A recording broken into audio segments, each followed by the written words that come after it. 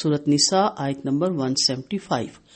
فَأَمَّا الَّذِينَ آمَنُوا بِاللَّهِ وَاعْتَصَمُوا بِهِ فَسَيُدْخِلُهُمْ فِي رَحْمَةٍ مِّنْهُ وَفَضْلٍ وَيَهْدِيهِمْ إِلَيْهِ صِرَاطًا مُسْتَقِيمًا.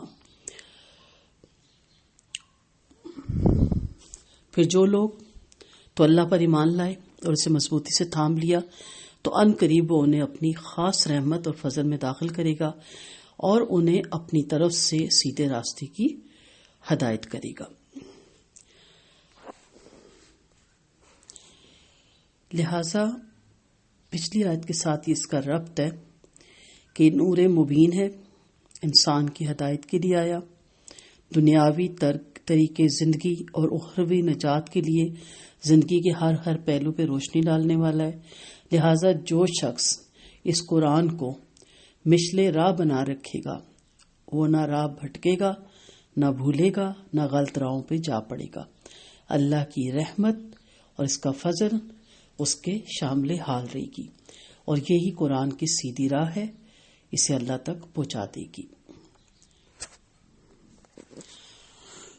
اس آیت میں ایمان والوں سے تقاضا کیا ہے کہ وہ اللہ پر ایمان لائیں، یعنی زبان سے اقرار کریں تو پھر عمل سے اس کا اظہار بھی ہو اور مضبوطی سے اسے تھامیں. وَاعْتَصَمُوا بِهِ، مضبوطی کے ساتھ اسے تھام لیں. اللہ کی طرف بھی یہ کی ضمیر جاتی ہے اور قرآن کی طرف بھی.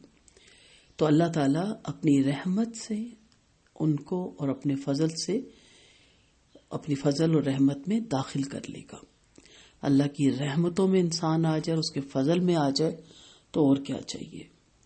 آپ جانتے ہیں، اہل علم ہے کہ قرآن جو پڑھتا ہے پڑھاتا ہے، جس گھر میں قرآن کی تلاوت ہوتی ہے، سنائی جاتی ہے، اس گھر میں رحمت کے فرشتے ہر وقت ان کا نزول رہتا ہے، ہر وقت ان کا آنا جانا رہتا ہے.